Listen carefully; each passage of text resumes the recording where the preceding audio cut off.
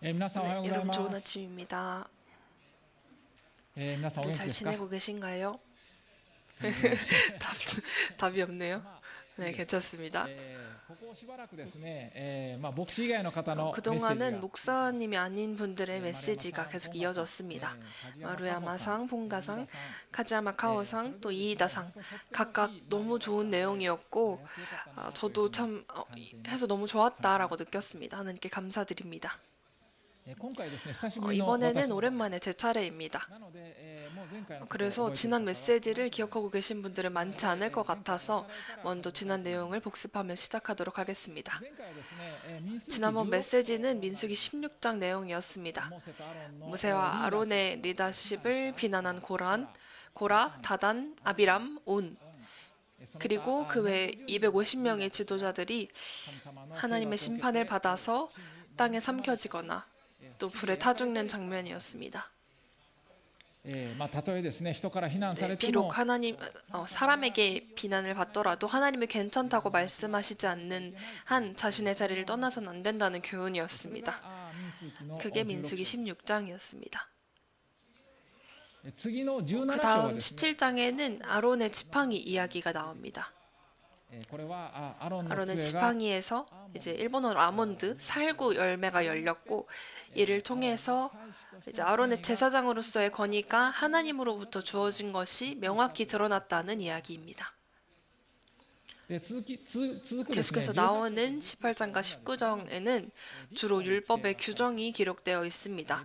레위 지파의 임무나 특권, 정결에 대한 규정들이 쓰여져 있습니다. でその次の 그리고 20 오늘 章 살펴볼 그 다음 20장 10절부터 13절까지입니다.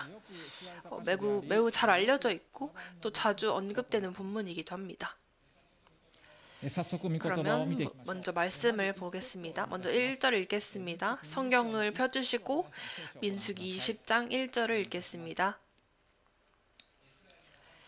첫째 달에 이스라엘 자손 곧 온 회중이 신 광야에 이르러 백성이 가데스에 머물더니 미리암이 거기서 죽음에 거기서 장사되니라. この第 여기 一の 나오는 이 첫째 달은 과연 몇 년의 첫째 달일까요? それはエジプトを出てから 이는 출애굽한 후에 40년째의 첫째 달이라고 볼 수 있습니다. というのもですね、この同じ20章の 그 後半 이유는 で 20장 후반에 이스라엘 백성이 가데스에서 호르산으로 가게 되는데 そこで 거기서 이제 아론이 죽습니다. 20章28節に 이 내용은 20장 28절에 기록되어 있는데요. 이게 정말 언제인가? 정확한 시점은 민수기 33장 38절에 나옵니다. 皆さんちょっと20章に手を置いていただいてですね 20장에도 손을 껴주시고 33장 38절을 펴주세요. 民数記の33章の 민수기 38 33장 38절입니다. 旧約聖書305ページですね。33章 민수기 33장 38절입니다. そこにはこうあります。 여기는 이렇게 써 있습니다. 읽겠습니다. 이스라엘 자손이 애굽 땅에서 나온 지 40년째 5월 초 하루에 제사장 아론이 여호와의 명령으로 호르산에 올라가 거기서 죽었으니 第五の月の1日であった。こう書いてあるんですね。 이 말씀으로 以上のことからですね、 인해서 이제 20장 1절의 첫째 달은 출애굽한 후 40년째의 첫째 달이라고 볼 수 있습니다. いきなり 갑자기 40년째로 갑자기 점프해? 라고 놀랄 수 있습니다. 사실 그 사이에 광야에서의 방황에 대한 내용은 その間の長い期 그 間の様 긴 子 기간은 사실 성경에는 거의 기록되어 있지 않습니다. 放浪しなさいって命じられたのが民数記の14章で 하나님께서 방황을 명령받은 이후에 ぐらいの時 명령을 받은 것은 민수기 14장이었고 이는 출애굽 후 약 2년 間 반쯤 일이었습니다. アラノを放浪したんですが、その間の記録は 그 이후에 37년 반에 해당하는 이 긴 시간 동안의 기록은 거의 없고요. 민수기 16장 17장에 나오는 고라 이 반역 사건과 아론의 지팡이 사건 외에는 어디를 지나고 무슨 일이 있었는지 잘 알 수 없습니다. で、20章の一 20장 節の 1절로 다시 돌아가 보면 前回週は 이제 온 회중이 신 광야에 도착해서 가데스에 머물렀다고 나옵니다. 여기 앞에 지도 봐주세요. 친 광야는 가데스 근처 네게브 북부의 넓은 지역입니다. 이 가데스라는 건, 즉 가데스 바르네아는 백성이 처음으로 40년의 형벌을 선고받았던 장소이기도 합니다. 그들이 그로부터 40년 후에 다시 그곳으로 돌아간 거죠. 그 가운데 이제 옛세대, 이 전세대는 거의 다 죽었습니다. 이것이 하나님의 반역에 대한 형벌이었습니다. 모세나 아론, 여호수아, 갈렙 등과 같은 일부는 살아있었지만 그 외에는 모두 새로운 세대로 교체되었습니다. 모세는 다시 이 가데스에서 새 출발을 하고자 했을 것입니다. 그리고 이곳에서 미리암이 죽습니다. 미리암은 아론과 모세의 누이였습니다. 여선지자였고 또 모세와 아론 다음가는 지도자였습니다. 그러나 민수기 12장에서 아론과 함께 모세를 비난했다가 나병에 걸린 경험이 있습니다. 다행히 모세의 중보기도로 인해서 정결하게 되었지만 결국 약속의 땅에 들어가지 못했고 이 가데스에 죽어서 장례를 치른 것입니다. 계속해서 2절과 5절 함께 읽겠습니다. 민수기 20장 2절에서 5절입니다. 회중이 물이 없었으므로 모세와 아론에게로 모여드니라. 백성이 모세와 다투어 말하여 이르되 우리 형제들이 여호와 앞에서 죽을 때에 우리도 죽었다라면 좋을 뻔하였도다. 너희가 어찌하여 여호와의 회중을 이 광야로 인도하여 우리와 우리 짐승이 다 여기서 죽게 하느냐. 너희가 어찌하여 우리를 애굽에서 나오게 하여 이 나쁜 곳으로 인도하였느냐. 이곳에는 파종할 것도 없고 무화과도 없고 포도도 없고 석류도 없고 마실 물도 없도다. 어디서 뭔가 들어본 말인 것 같죠? 백성들은 또 다시 물이 없다고 이 모세와 아론을 완전 격하게 비난을 합니다. 이것은 출애굽기 17장에 나왔던 르비딤에 있었던 사건과 매우 유사합니다. 그곳에서도 물이 없다고 하면서 왜 우리를 애굽에서 데려고 왔냐라고 하면서 똑같이 비난을 했었죠. 다만 차이가 있다면 이번에는 새로운 세대가 이제 비난을 했다는 것입니다. 르비딤 때와는 다른 이제 그들의 자녀 세대입니다. 그러나 결국에는 똑같은 불평을 반복하고 있습니다. 이에 모세도 사실 실망했을 것입니다. 세대는 바뀌었어도 믿음은 성장하지 않았다는 것이니까요. 3절에 나오는 이제 우리의 형제들이 여호와 앞에서 죽을 때라고 써 있는데요. 이건 아마도 고라 일당이 이제 반역하여서 멸망한 일을 가리키는 것으로 보입니다. 혹은 이 37년 반 동안 죽어간 많은 이들을 의미하는 것일 수도 있습니다. 어쨌든 하나님께서 이 40년 동안 만나를 내려주셨고 재앙에서 지켜주시고 인도하신 그 은혜를 완전 잊어버리고 차라리 죽었으면 좋았다라고 하는 건 참 터무니없는 불신앙입니다. 우리도 이런 곤란을 만날 때, 어려움을 겪을 때 타인이나 또는 하나님을 원망하게 될 수도 있습니다. 하지만 그 어려움의 원인은 어쩌면 자기 자신일 수도 있습니다. 이 점을 정직하게, 솔직하게 마주하는 것이 필요합니다. 물론 자기 책임이 아닌 고난도 많습니다. 그러나 그 어려움 속에서도 하나님의 은혜는 반드시 존재합니다. 그 모든 현실을 정직하게 바라보고 또 받아들이는 것이 중요합니다. 그리고 그 위에 하나님께 해결을 간구하는 것, 이것이 영적인 성장을 위한 필수 조건입니다. 그러면 모세는 어떻게 했을까요? 민수기 20장 6절에서 9절 읽겠습니다. 민수기 20장 6절에서 9절입니다. 모세와 아론이 회중 앞을 떠나 회막문에 이르러 엎드림에 여호와의 영광이 그들에게 나타나며 여호와께서 모세에게 말씀하여 이르시되 지팡이를 가지고 내 형 아론과 함께 회중을 모으고 그들의 목전에서 너희는 반석에게 명령하여 물을 내라 하라. 내가 그 반석이 물을 내게 하여 회중과 그들의 짐승에게 마시게 할지니라. 모세가 그 명령대로 여호와 앞에서 지팡이를 잡으니라. 主の前から杖を取った。モーセとアロンはすぐに 모세와 아론은 즉시 하나님 앞에 엎드렸습니다. 하나님은 곧바로 나타나셨고 또 말씀하셨습니다. 지팡이를 들고 또 회중을 모아서 회중의 눈앞에서 바위에게 명하여 물을 내라고 하신 것이었습니다. 그러면 이제 바위에서 물이 나올 것이니까 그것을 회중과 가축에게 마시게 하라고 말씀하셨습니다. 하나님은 지팡이를 사용하지 않고 단지 바위에게 명령하라고 말씀하신 것이었습니다. 왜 하나님께 그렇게 말씀하셨는지는 알 수 없지만 여기도 깊은 의미가 있는 것처럼 느껴집니다. 이 지팡이라는 것은 모세에게 있어서 하나님의 능력이 담긴 굉장히 강력한 무기였습니다. 바로와 맞설 때도, 홍해를 가를 때도, 아말렉과 싸울 때도, 또 그리고 처음으로 바위에서 물을 냈을 때도 모세는 이 지팡이를 사용했습니다.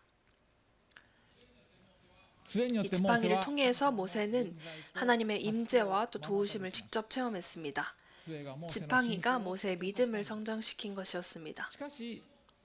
그러나 언제까지나 이 지팡이에 의존하는 것은 하나님의 뜻이 아니었던 것 같습니다. 하나님은 보다 또 사소하고 또 어떻게 보면 약해 보이는 이 말을 통해서, 말씀을 통해서 자신의 능력을 나타내고자 하신 것이었습니다. 그렇게 하여서 모세의 믿음을 더욱 강하게 하시려고 하신 것이라고 저는 생각합니다. 그러나 이때 모세는 냉정하지 못했습니다. 이때 모세의 마음은 실망이 있었고 짜증과 분노로 가득 차 있었습니다. 10절부터 13절 읽겠습니다. 민수기 20장 10절에서 13절입니다. 모세와 아론이 회중을 그 반석 앞에 모으고 모세가 그들에게 이르되 반역한 너희여 들으라. 우리가 너희를 위하여 이 반석에서 물을 내려 하고 모세가 그 손을 들어 그의 지팡이로 반석을 2번 치니 물이 많이 솟아나므로 회중과 그들의 짐승이 마시니라. 여호와께서 모세와 아론에게 이르시되 너희가 나를 믿지 아니하고 이스라엘 자손의 목전에서 내 거룩함을 나타내지 아니한 고로 너희는 이 회중을 내가 그들에게 준 땅으로 인도하여 드리지 못하리라 하시니라. 이스라엘 자손이 여호와와 다투었으므로 이를 무리바 무리라 하니라.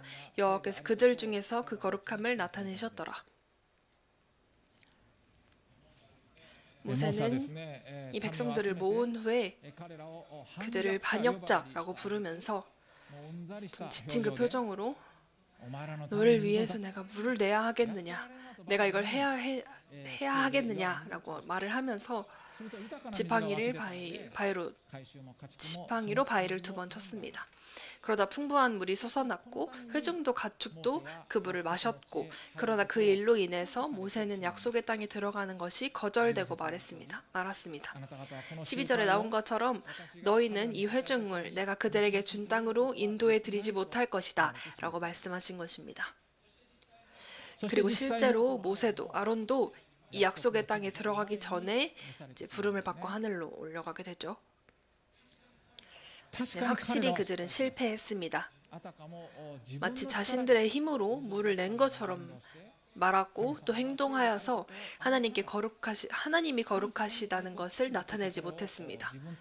하나님께 영광을 돌려야 할 자리에 자신들의 영광을 드러내버린 것입니다. 사실 이 사건은 굉장히 임팩트가 커서 모세에 대해 이야기할 때마다, 아니 모세에 대해 말하지 않을 때에도 자주 화제가 되긴 합니다. 다시 말하면 하나님의 처벌이 너무 가혹한 거 아닌가? 모세가 좀 불쌍하지 않나? 라는 반응이 나오긴 하죠. 마치 이제 시속 60km 제한 도로에서 61km로 달렸다고 속도 위반으로 잡히는 것처럼, 그런 건 당연히 없지만요. 실수에 대한 처벌이 조금 너무 가혹해서 하나님 좀 무섭게 느껴진다. 하나님이 정말 사랑의 하나님이신가? 라는 불안이 생기는 것이죠. 근데 이 점에 대해서 먼저 전제로 삼아야 할 것은 モーセは確実に 모세는 확실히 천국에 갔다는 사실입니다. マタイの福音書の 마태복음 17장 1절부터 3절 좀 읽고 싶습니다. 앞에 화면에 있으니까 화면 봐주세요. 마태복음 17장 1절부터 3절입니다. 엿새 후에 예수께서 베드로와 야고보와 그 형제 요한을 데리고 따로 높은 산으로 올라가셨더니 그들 앞에서 변형되사 그 얼굴이 해같이 빛나며 옷이 빛과 같이 휘어졌더라. 그때 모세와 엘리야가 예수와 더불어 말하는 것이 그들에게 보이거늘 彼らの前に現れてイエスと語り合っていた。これはですね、山上で 이거는 산 위에서 이제 예수님의 모습이 변화하신 그 사건으로 모세와 엘리야가 나타난 장면입니다. 만약에 모세가 천국에 있지 않았다면 이런 일은 있을 수 없었겠죠. 모세는 확실히 천국으로 부름을 받은 것입니다. 그러므로 모세가 잃은 것은 이 땅에서의 보상밖에 없었다는 것입니다. 그 위에 먼저 이제 모세가 왜 그렇게 이렇게 엄한 징계를 받았는가에 대해서 좀 생각해 보겠습니다. 몇 가지 이유가 있다고 생각하는데요. 첫 번째는 모세가 특별한 지위에 있었기 때문입니다. 모세는 하나님과 얼굴을 맞대고 직접 대화할 수 있는 유일한 사람이었고 또 이스라엘의 최고 지도자였습니다. 그렇기 때문에 그 실수에 대해서 특별히 이 엄한 처벌이 주어졌다는 것입니다. 많이 받은 자에게는 많이 요구된다는 것이 성경의 원칙입니다. 누가복음 12장 48절 읽고 싶은데요. 이것도 앞에 봐주세요. 누가복음 12장 48절입니다. 알지 못하고 맞을 일을 행한 종은 적게 맞으리라. 무릇 많이 받은 자에게는 많이 요구할 것이요 많이 맡은 자에게는 많이 달라 할 것이니라.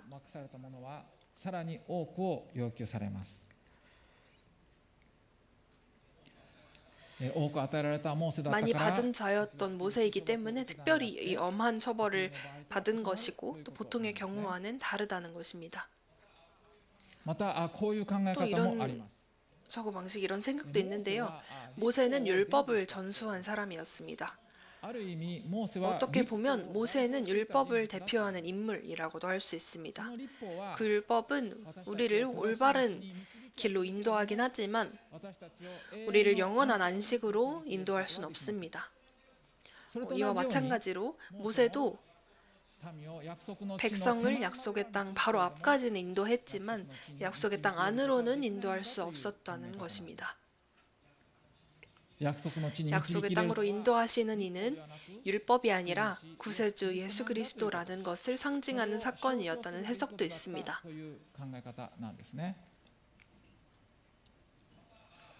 또 한 가지 이런 의견도 있는데요. 모세에게는 이것이 오히려 좋았다. 모세에게는 이것이 최선이었다라는 생각입니다.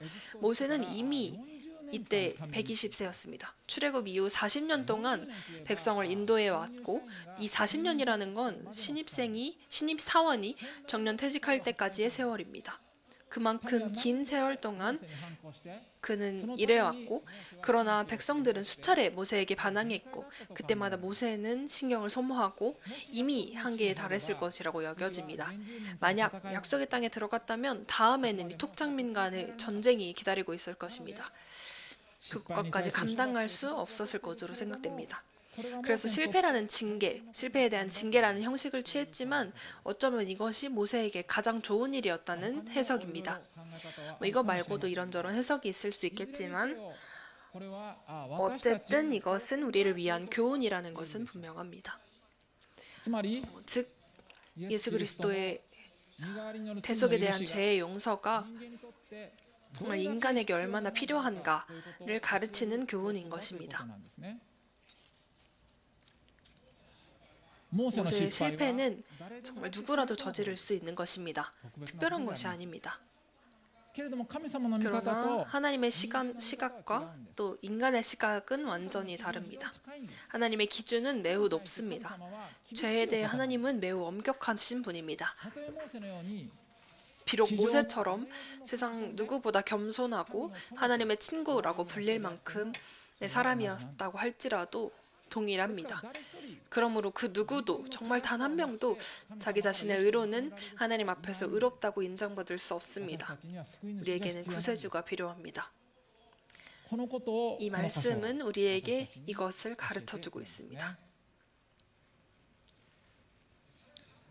또 나아가서 오늘의 본문을 적용을 생각할 때 제가 분명하게 느끼는 것은 결과를 내는 것과 순종하는 것의 차이라는 것입니다. 중요한 것은 결과를 내는 것이 아니라 순종하는 것입니다. 이 바위에서 물을 내는 것은 결과입니다. 그러나 하나님은 그 과정도 정말 세밀하게 지시하셨습니다. 모세는 결과에만 몰두해서 하나님께서 말씀하여 주신 그 과정을 그대로 따르지 않았던 것입니다. 결과적으로 보면 물은 나왔지만 모세는 약속의 땅에 들어갈 수 없게 된 것입니다. 모세는 이 결과가 아니라 하나님의 명령대로 행하는 것에 집중했어야 하는 것입니다. 우리도 비슷한 행동을 하지 않습니까? 하나님께서 해야 할 일을 보여주셨다고 합시다. 그 일을 해내는 것은 물론 중요하지만 그러나 그 결과만을 바라보고 그 과정에서 주어지는 정말 하나하나의 작은 하나님의 인도를 무시하고 있진 않으십니까? 자기 방식으로 가장 빠른 길로 이 결과를 내려는 경향이 있진 않으십니까? 어제 또 오늘 내일 하나님은 그 한 걸음 한 걸음을 인도하고 계십니다. 그리고 그 길은 인간이 생각하는 것과 같은 직선이 아닌 경우가 참 많습니다. 하나님은 우리의 성격, 약점, 또 고집 등을 충분히 아시고 일부러 돌아가는 길로 그 보이는 길, 또 늦어 보이는 길, 또 경우에 따라서는 일단 포기하게 하는 길까지도 사용하시면서 결국 결과를 이루게 하시는 분입니다. 그 길은 사실 우리에겐 알 수 없습니다. 이해할 수 없습니다. 그래서 우리에게 중요한 것은 결과를 내려고 하는 것이 아니라 하나님께서 인도하시는 그 한 걸음 한 걸음에 단지 순종하는 것입니다. 결과가 아니라 순종이 중요하다는 것입니다. 그 의식을 가지고 하나님께 마음을 향할 때 우리가 평안을 얻게 되지 않겠습니까? 저 자신도 이것도 해야 되고 저것도 해야 되고 한다면서 결과에만 신경을 쓰는 경우가 많습니다. 하나님께 맡기자라고 생각하지만 좀처럼 마음이 쉬질 않습니다. 그리고 그 사이에 여러 돌발 상황들이 끼어들어서 해야 할 일에 할 시간을 뺏깁니다. 짜증도 납니다. 그러나 가만히 생각해보면 지금까지도 그렇게 허둥지둥하고 짜증내고 스트레스를 쌓아가면서도 결국 해야 할 일은 해왔다고 느낍니다. 그러니까 우리는 자기 방식을 내려놓고 하나님께 순종하는 데 집중하는 것이 정말 분명히 더 나은 것입니다. 하나님은 뭔가 해야 한다라고 안다란 우리에게 쉬거나 또 놀거나 친구와 시간을 보내거나 누군가를 도와주는 것을 요구하실지도 모르겠습니다. 그것은 전혀 시간 낭비나 에너지 낭비처럼 보일 수도 있겠지만 그러나 그것이 하나님이 요구하시는 일이라면 우리는 순종해야 합니다. 그것이 하나님의 눈에 필요한 일이기 때문입니다.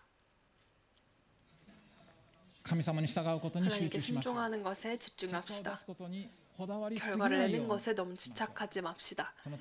그렇게 하기 위해서도 말씀 속에 있는 성경의 원칙을 아는 것이 중요합니다. 기도하는 것도 중요합니다. 올해의 연간 성구 잠언 3장 5절에서 6절입니다. 너는 마음을 다하여 여호와를 신뢰하고 내 명철을 의지하지 말라. 너는 범사의 그를 인정하라. 그리하면 내 길을 지도하시리라. このこと 이 を共に 말씀을 함께 실천해 나갑시다. ご一緒に 함께 お祈りしましょう。 기도합시다.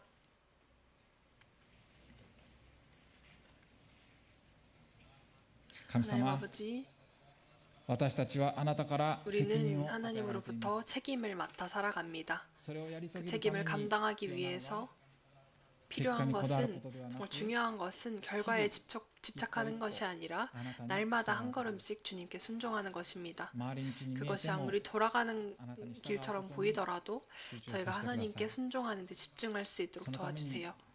그 순종을 위해서 우리가 성경을 읽고 기도하고 또 하나님의 음성에 귀를 기울일 수 있도록 도와주세요. 지금 이 시간 잠시 조용한 시간을 가지면서 각자 마음속으로 기도하는 시간을 갖겠습니다.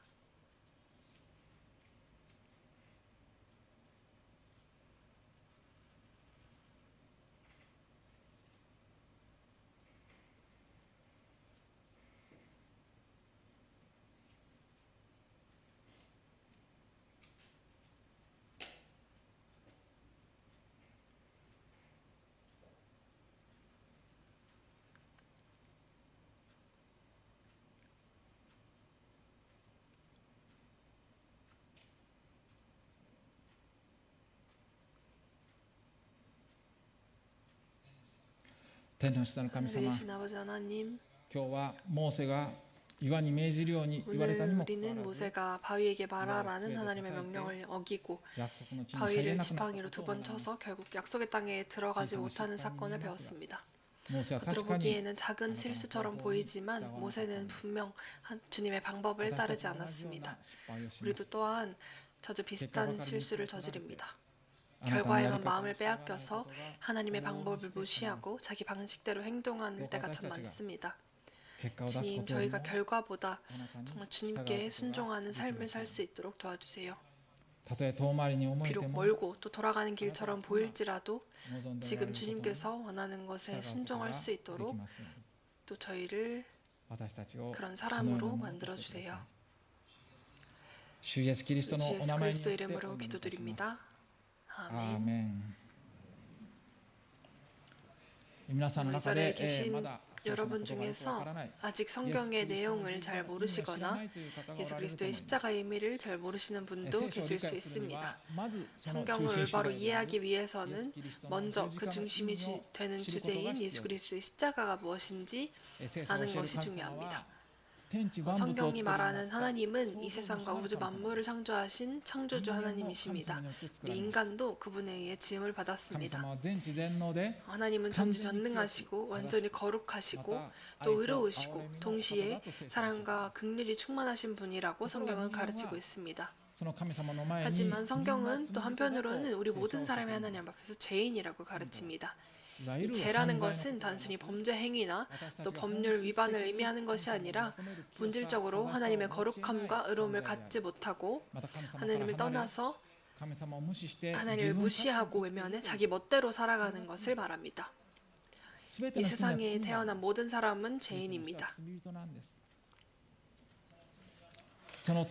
이 죄에는 반드시 또 벌이 따릅니다. 이 벌이라는 건 우리가 죽은 후에 하나님 앞에서 심판을 받고 그 결과로 하나님으로부터 영원히 분리되는 것입니다. 영원한 고통이고 영원한 멸망입니다. 이 땅에서 겪는 그 어떤 고난과도 비교할 수 없을 정도의 고통입니다. 죄 있는 우리는 모두 멸망을 향하여서 나아가고 있는 것입니다. 그러나 이 가운데 구원이 있습니다. 구원이라는 것은 우리를 한 사람 한 사람을 깊이 사랑하고 계시다는 것입니다. 이 사랑 위에 우리의 구원의 길을 예비해 두셨습니다. 그것이 바로 예수 그리스도의 십자가입니다. 그리스도는 이제 하나님께서 사람이 되어 오신 분입니다. 한 번도 죄를 지으신 적이 없는 분이셨습니다. 그러나 그분이 십자가 가운데 처형을 당하셨습니다. 왜일까요? 왜 때문일까요? 그것은 바로 우리의 죄를 대신 짊어지셨기 때문입니다. 예수님은 우리의 죄값을 대신 치르기 위하여 죽으셨고 또 그로 인하여서 우리는 죄사함을 받을 수 있게 되었습니다. 하나님은 이 십자가 희생을 통하여서 우리의 죄를 용서해 주셨습니다. このキリストの十字架が 이 예수 그리스도의 십자가가 우리를 위하여서라는 것을 믿고 받아들일 때, 또 감사할 때, 그 신앙으로 인하여서 우리의 모든 죄가 용서되고 하나님의 자녀가 되어서 천국 가운데 영원한 생명과 영원히 함께하는 그 생명을 허락하여 주셨습니다. 이 시간 함께 주님께 기도하는 시간을 갖겠습니다. 기도를 통하여서 누구든지 어떤 종교를 가졌든지 어떤 과거를 가졌든지 또 모든 죄가 용서받고 하나님 앞에 나아갈 수 있습니다. 제가 짧게 끊어가며 기도할 테니까 소리를 내지 않으셔도 됩니다. 제 말을 마음속으로 따라 기도해 주세요. 기도하겠습니다. 하나님 아버지, 하나님 아버지라고 마음속으로 기도해 주세요. 하나님 앞에서 저에게도 죄가 있습니다. 예수 그리스도께서 십자가에 못 박히신 것은 저를 대신한 희생이었으며 저의 죄를 용서하기 위함이었음을 오늘 듣게 되었습니다. 감사합니다. 저는 지금 예수 그리스도를 저의 구원자로 믿고 받아들입니다.